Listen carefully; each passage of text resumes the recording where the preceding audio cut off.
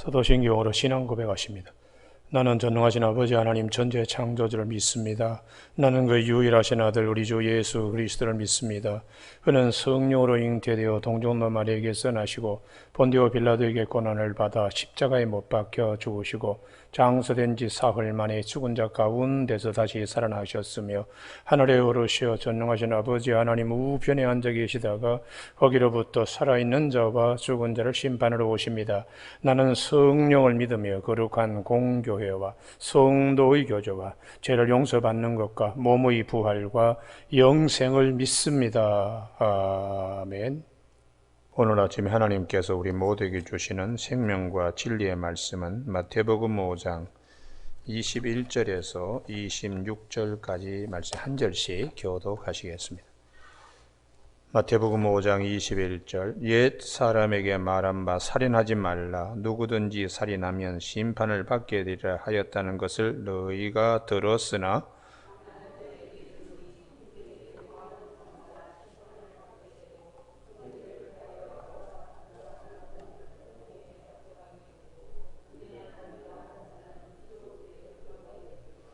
그러므로 예물을 제단에 드리려다가 거기서 내 형제에게 원망 들을 만한 일이 있는 것이 생각나거든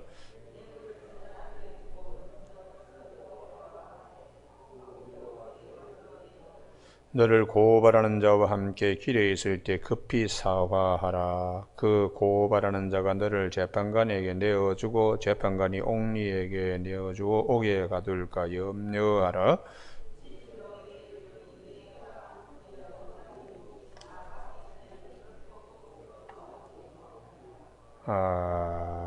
아멘.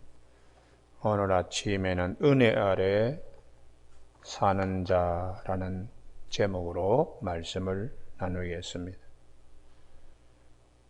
21절에 옛사람에게 말한 바 살인하지 말라 누구든지 살인하면 심판을 받게 되리라 하였다는 것을 너희가 들었으나 나는 너희에게 이르노니 형제에게 노하는 자마다 심판을 받게 된다고. 하나님의 은혜 아래에 우리가 살면 살인이 죄라는 것 이상으로 내 입의 욕도 큰 죄라는 것을 알고서 마음에 사람을 미워하거나 살인하거나 하는 마음뿐만 아니라 말도 조심해야 되겠다 하는 자리까지 이르게 된다는 것입니다.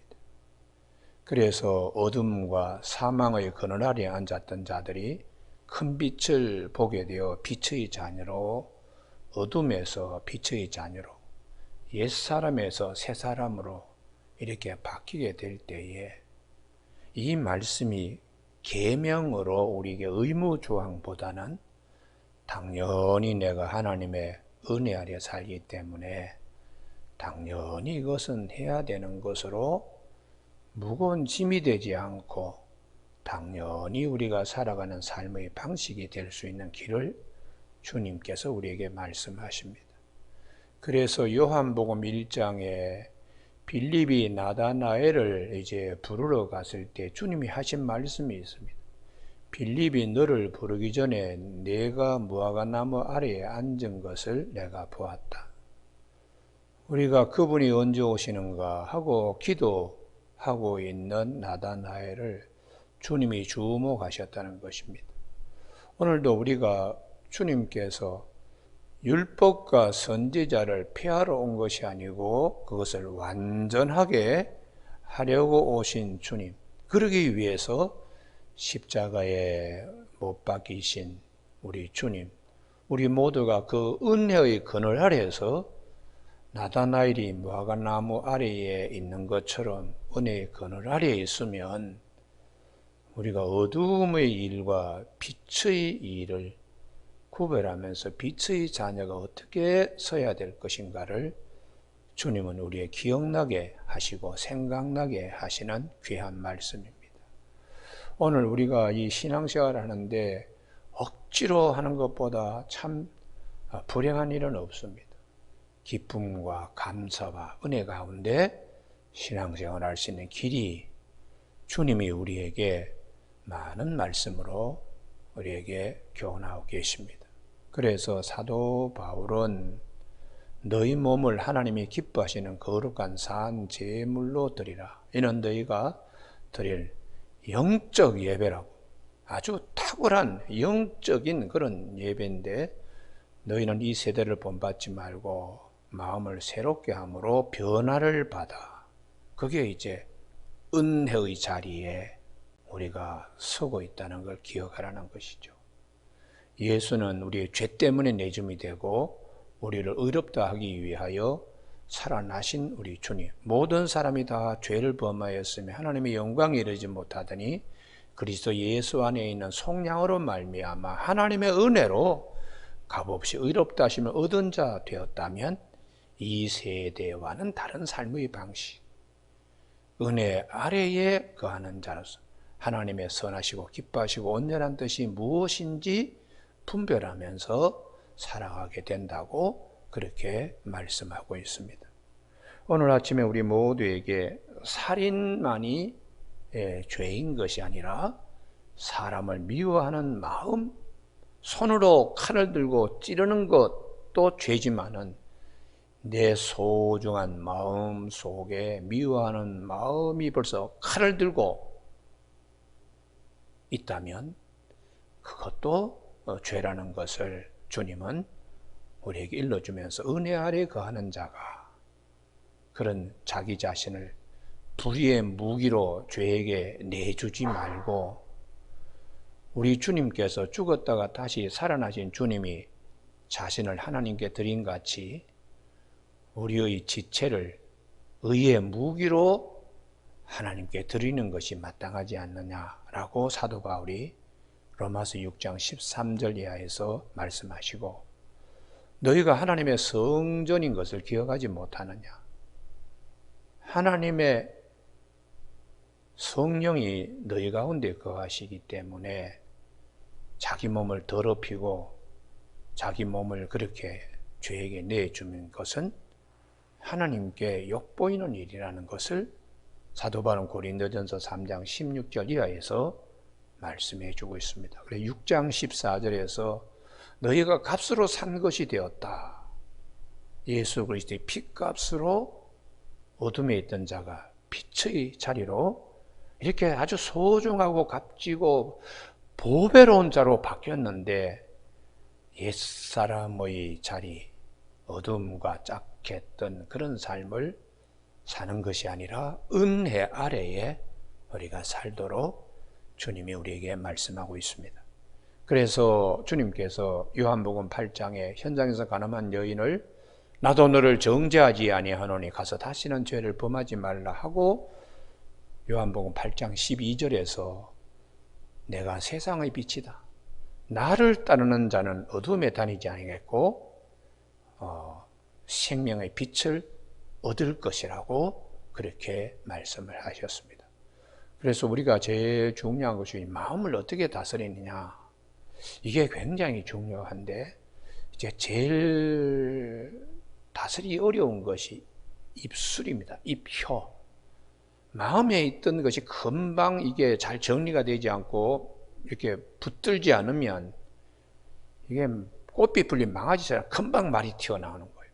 그래서 22절에 나는 너에게 이르노니 형제에게 노하는 자마다 심판을 받게 되고, 화내는 거죠. 형제에 대해 나가라는 것이고, 난해주에 보시면 히브리인들이 하는 욕설입니다. 아주 그냥 못된 인격을 모독하고 살인하는 욕설입니다. 이것을 들은 사람은 내내 마음에 이 화살이 박혀서 오랫동안의 상처가 되기 때문에 이렇게 악한 말을 화살로 쏘면 안 된다는 것이, 내 입에서 그게 나가면 안 된다고요. 나중에는 부끄러운 일이죠. 한번 뱉었던 말은 다시 주워 담을 수가 없잖아요. 그래서 시편 141편 3절에 내 입술에 파수꾼을 세워달라고, 내 입의 문을 굳게 지킬 수 있도록 해달라고. 왜냐 그러면 내가 하는 말의 하나도 주님이 알지 못하는 것이 없기 때문에 시편 139편 3절 4절에서 주님이 하나님이 다 보시는데 내가 생각 없이 그냥 감정적으로 이렇게 탁 뱉어서 상대방에게 상처를 주는 그런 독한 화살을, 불화살을 쏘지 않도록 입에 파수꾼을 세우게 해달라고 그렇게 시편 기자가 노래 부르고 있습니다. 그래서 우리가 이 말을 상당히 절제하는 것은 내 마음을 다스리는 겁니다.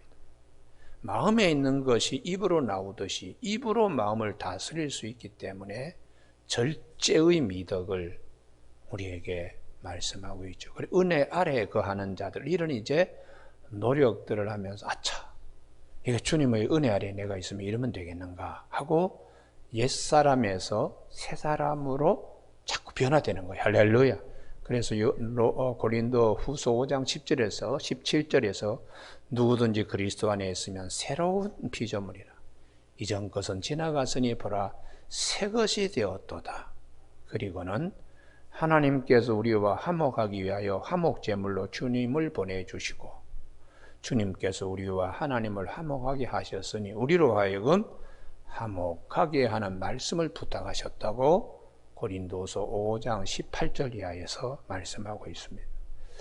우리 모두에게 이 아침에 잠언 25장 11절에 해당되는 경우에 합당한 말은 은쟁반에 아로 새긴 금사과라고. 이게 우리가 하나님 보시기에 늘 은혜 아래에 거할 때에 선한 말을 하고 상대방이 들었을 때 은혜가 되는 말을 하도록 성경은 그렇게 우리에게 권하고 있습니다. 그래서 사도 바울이 주로 교회론을 얘기하는 에베소서에서 교우들이 한 가지를 조심해야 됩니다. 말조심, 입조심, 그걸 집중적으로 얘기해요. 그래서 우리가 아침에 에베소서 4장과 5장을 한번 찾아보시죠. 에베소서는 옥중서신으로 교회에 관한 교회론입니다. 그리스도는 교회의 머리가 되시고 교회는 그의 몸이 되고 성도들은 그의 지체가 되기 때문에 그리스도의 것으로 해야 되는데 에베소 4장 25절부터 주로 말과 관계되는 거예요. 에베소 4장 25절 같이 읽으실까요? 시작. 그런즉 거짓을 버리고 각각 그 이웃과 더불어 참된 것을 말하라. 이는 우리가 서로 지체가 됨이라. 말부터 분내어도 죄를 짓지 말고 말을 한마디 그냥 툭 그냥 뱉었을 때에 그 다시 주워 담을 수 없잖아요. 해가 지도록 분을 품지 말고 마음속에서 끊임없이 그냥 막 말들이 그냥 독한 말들이 막 마음속에 마당을 삼아서 돌아다닙니다. 그렇게 될 때에 마귀에게 틈이 된다는 거예요. 그리고 29절에 무릇 더러운 말은 너희 입 밖에도 내지 말고 오직 덕을 세우는데 소용되는 대로 선한 말을 하여 듣는 자들에게 은혜를 끼치게 하라. 의의 무기로 하나님께 드릴 수 있도록 빛의 자녀로 이렇게 말씀합니다. 전부 다 보면 함부로 말하기 때문에 성령님이 근심한다는 것이에요. 30절 하나님의 성령을 근심하게 하지 말라.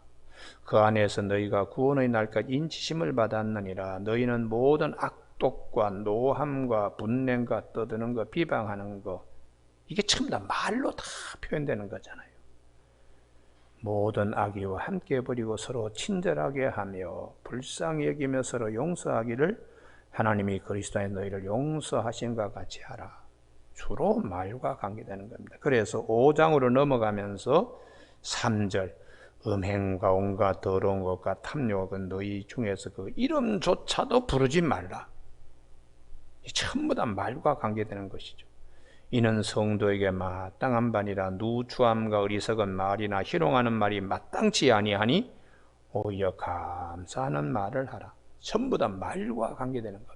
이 에베소서뿐만 아니라 야고보서에서도 야고보가 말이나 배나 다 마음대로 조정되는데 사람의 이 혀와 입술은 참 제어할 수가 없다.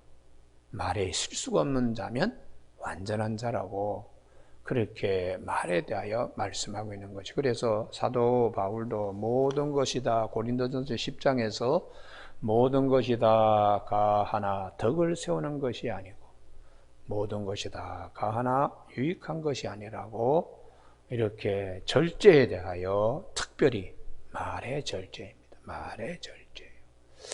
우리가 이 말 상처 주고받은 지난 날을 한번 돌아보면 때로는 부끄럽기도 하고 때로는 안타깝기도 하고 그런 일들이 내가 하나님의 은혜 아래 나다나엘이 무화과나무 그늘 아래 앉았던 것처럼 주님의 은혜 아래에 내가 있다는 것을 기억하지 못했기 때문에 그런 실수들을 하게 되는 것이죠.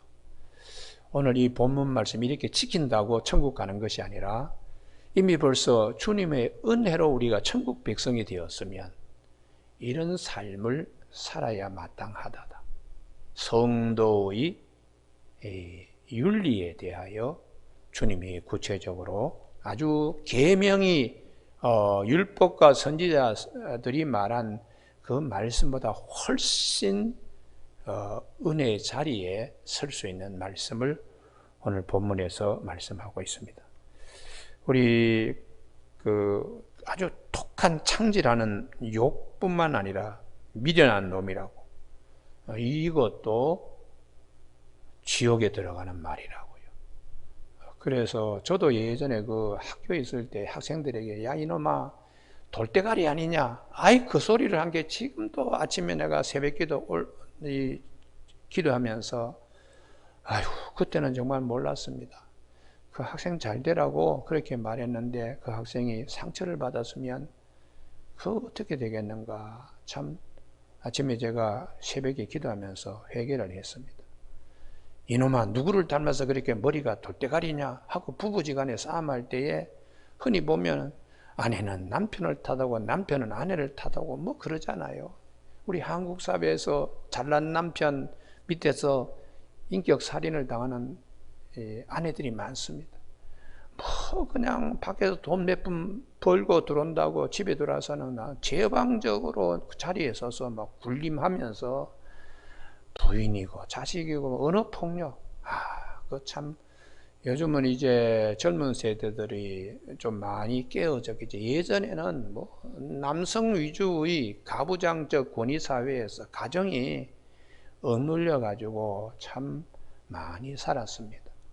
오늘 아침 우리 모두에게 이 말씀 앞에서 지난 날을 회개할 수 있는 시간이 되기를 바랍니다. 아멘 소리가 크게 안 나오네요. 예. 정말 이걸 회개해야 됩니다. 그러니까 여성들이 노년에 많은 크고 작은 병 치료하는 것이 주로 마음의 상처 때문에 그래요. 마음의 상처. 심장도 뭐 마음도 두근거리고요. 자식들 그냥 손톱이 닳도록 그렇게 가사 노동에 수고를 했는데 말이라도 위로하고 상처를 감싸줘야 합니다. 그리고 이제 25절에 성령님의 역사하심으로 그러므로 예물을 제단에 드리려다가 하나님께 이제 예배 드리러 제사 지내려고 나오다가 거기서 내 형제에게 원망을 들을 만한 일이 있는 것이 생각나거든. 성령님이 기억나게 하시는 거죠. 예물을 제단 앞에 두고 먼저 가서 형제와 화목하고 그 후에 와서 예물을 드리라. 아이고 이거 정말 잘못했네. 그래서 형제와 먼저 가서 화목하고 그리고 예물을 드리라. 하나님께 예배를 드리도록. 그래서 우리가 예배 순서 가운데 제일 앞부분에 사죄의 시간이 있습니다. 한 주일 동안 살아가면서 크고 작은 죄에 대하여 주님께 구하고 용서받고 난 다음에 그 다음에 이제 우리가 신앙 고백도 하고 그 다음에 성경도 보고 찬송도 부르고 설교도 듣고 헌금도 하고 사죄가 앞에 나와 있습니다. 오늘 아침에 우리 모두에게 이렇게 하나님이 우리가 살아간 은혜 아래 사는 자의 삶의 방식을 주님이 우리에게 말씀하신 것을 잘 기억할 수 있기를 바랍니다. 할렐루야. 이렇게 해서 구원받는다는 것이 아니라 구원받은 백성으로 당연히 이렇게 해야 된다는 것이. 당연히 이렇게 해야 된다. 우리가 형제 사이에 화목하지 못하고 서로 죄짐을 지고 가는 것을 주님은 원하지 않습니다. 다 죄짐을 내려놓고 수고하고 무거운 짐진 자들아 다 내게로 오라 내가 너희를 쉬게 하리라 하는 주님의 그 평안과 안식에 우리가 들어갈 수 있도록 주님이 구원받은 우리에게 먼저 그 나라와 그 의를 구하도록. 그러니까 사도 바울은 처음부터 끝까지 은혜입니다. 은혜. 너희가 그 은혜로 인하여 믿음으로 말미암아 구원을 받았으니 이것은 너희에게서 난 것이 아니요 하나님의 선물이다. 나의 나된 것은 하나님의 은혜다. 전부 다 은혜입니다. 은혜. 그러니까 사도 바울은 나다나엘이 무화과나무 아래에서 주님을 기다린 것처럼 은혜 아래에서 다시 오실 주님을 기다리는 신앙 생활이 되어야 된다는 것이에요. 오늘 아침 우리 모두에게 마음에 이런저런 성령님이 이제 기억나게 하고 생각나게 하시는 일들이 있습니다. 그때야 내가 은혜 아래에 있는 자로서 햇빛과 같은 하나님의 은혜를 내가 받고 사는데 이거 정리해야 되겠다 하고 어둠의 문제들을 정리하게 주님이 그렇게 말씀하십니다. 우리 모두가 아침에 우리가 이 말씀 1.1핵도 틀림없이 주님이 다 이루신다고 하셨는데 이렇게 은혜를 삼하는 자에게 우리에게 하나님은 더 풍성한 것을 주십니다. 그래서 저가 삼하는 자에게 만족을 주신다고 아주 시편 107편 9절에서 우리에게 약속하고 있죠. 아침 우리 모두에게 은혜 아래에 사는 자로 은혜의 길을 따라서 우리가 밝은 생명의 빛을 얻은 자로서 당연히 이 말씀들을 아침에 잘 묵상하면서 하나님의 더 깊은 은혜에 들어가는 새벽 되기를 주님의 이름으로 축복합니다. 기도하시겠습니다. 하나님 아버지, 겸손으로 허리 동일하고 주님의 은혜 아래에 항상 허리 동일 수 있도록 주께서 우리에게 말씀하시니 감사를 드립니다.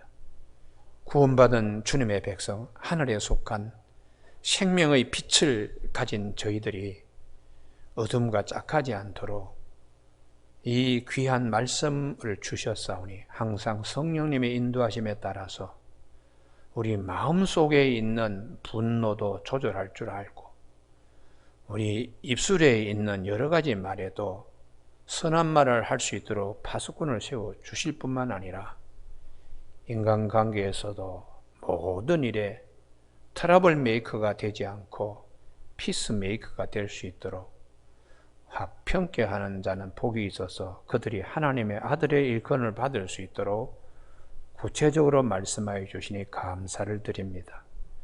주여, 이 아침에 이 하늘에 속한 자 빛의 자녀들로 걸어가는 데 부족함이 없는 아침에 새 아침이 되게 하여 주시고 새날이 될 수 있도록 축복하여 주시기를 원하오며 예수님의 이름으로 기도드립니다. 아멘.